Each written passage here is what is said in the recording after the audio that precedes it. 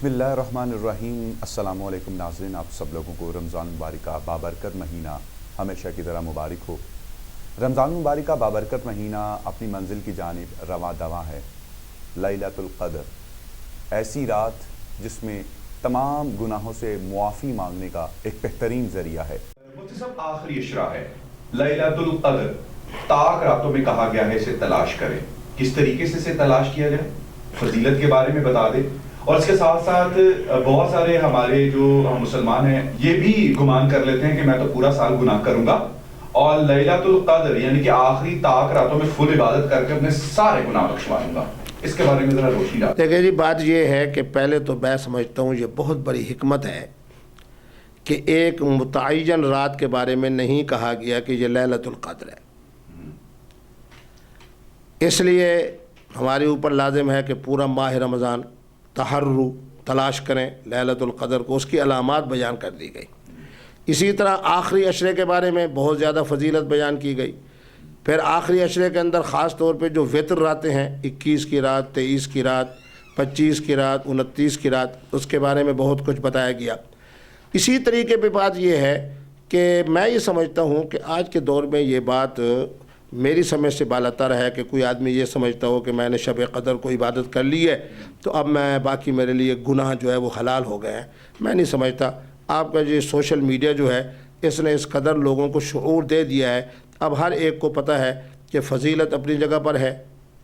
اللہ تبارک و تعالیٰ کی قرب حاصل کرنے کے لیے جو راتوں کا وقت ہے وہ اپنی جگہ پہ ہے، اور خدا نخواستہ گناہ ہو جائے تو اس کی سزا اپنی طرف سے ہے۔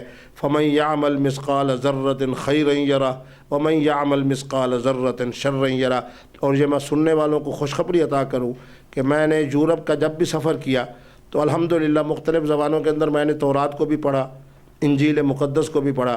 تورات کے اندر کہیں مجھے ایسی آیت نہیں ملی، انجیل مقدس کے اندر مجھے کہیں ایسی آیت نہیں ملی کہ حضرت موسیٰ کلیم اللہ نے اور حضرت عیسیٰ روح اللہ نے یہ بات کہی ہو کہ ایک رات کی عبادت کرو اتنا ثواب ملے گا۔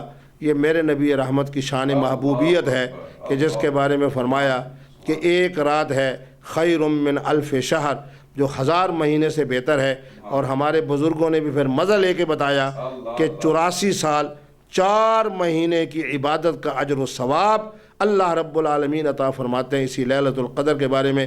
اور اس کے بارے میں قرآن کہہ رہا ہے انا انزلناہ فی لیلۃ القدر وما ادراک ما لیلۃ القدر لیلۃ القدر خیر من الف شہر تنزل الملائکہ والروح، روح سے مراد حضرت جبرائیل ہے، تنزل الملائکۃ والروح فیہا باذن ربہم من کل امر سلام ہی حتی مطلع الفجر۔